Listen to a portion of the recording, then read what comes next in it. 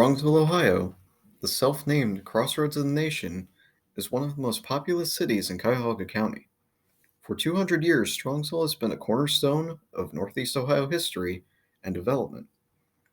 Originally a part of what was known as the Western Reserve, the land that would become Strongsville was owned by Oliver Ellsworth of a Connecticut Land Company in the early years of the 1800s.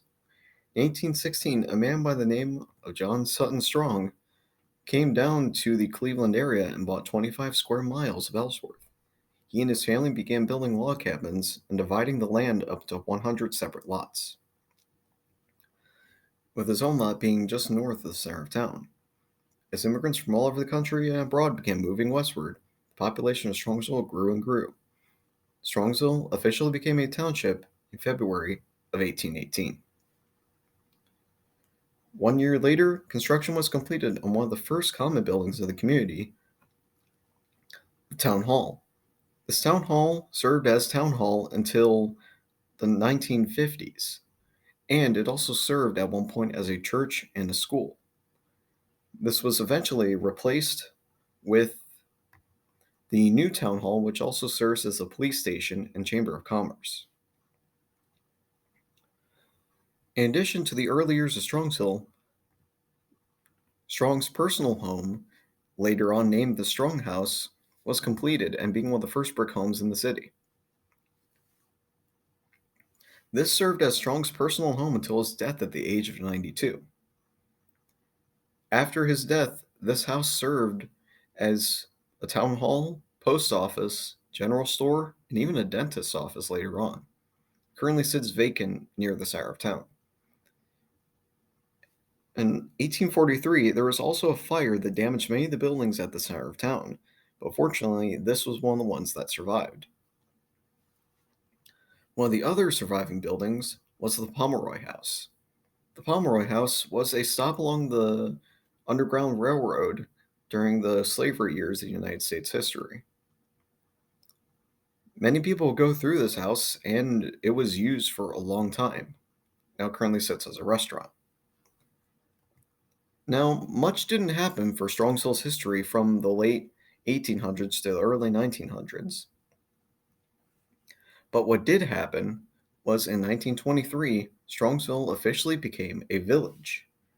At this point, the population was around 1,300 and mostly comprised of farmers and business owners and their families. The previous schools of Strongsville joined the Cuyahoga School District to unite their curriculum and reduce their numbers and expand single buildings to larger facilities. Well, one of the first things that happened after becoming a village was the construction of the Olds General Store, which was opened in 1927 and operated until 1964, where it remains to this day as a museum. It sold everything from farm equipment to clothes to food and served as a big building block in the early years of the village community. During these early years as a village, Strongsville also switched to a different type of government system, only having a single mayor and a board of trustees. Grant Atkinson was the first person to be elected mayor of Strongsville and served until 1944. Population growth stalled very much until after the end of the two world wars and the Great Depression. And several years after the end of World War II, Strongsville officially became a city in 1961. This is because after the war, the population exploded from only about 3,500 to nearly 9,000 in the span of 10 years. One of the first things that marked the beginning of Strongsville City was the creation of the Strongsville City Schools. Strongsville City Schools currently still stands to this day and has 7 elementary schools, 2 middle schools, and 1 high school, making it completely independent from the surrounding areas. And during this period of growth, Strongsville kept rapidly increasing in population. And near the height of its growth, Mayor John F. Ernfelt was elected.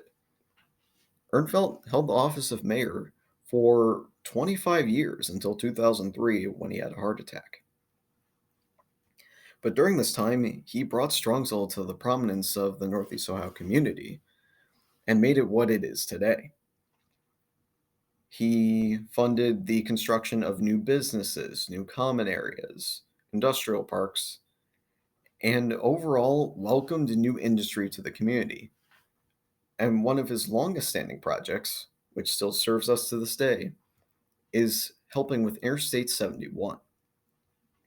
I 71 is the very highway that gave Strongsville, Ohio, its namesake, crossroads of the nation, because it intersects with another highway just north of it, Interstate Route 80. This is what brought much of the new population to Strongsville in the late 1900s. And during Ehrenfeld's time, because of Interstate 71, the population doubled from 22,000 at his election to 44,000 by the time he died. Now, in 2022, the population of Strongsville stands at approximately 44,660 and has welcomed new shopping and industrial opportunities to its community, such as the Strongsville Mall, several eating complexes, and an industrial parkway. Plans to revamp the town center are underway and are set to begin in the next year to make it much more populace friendly. A crossroads of the nation has found its bustling place in the world, and Strongsville continues to live up to its founding namesake, strong.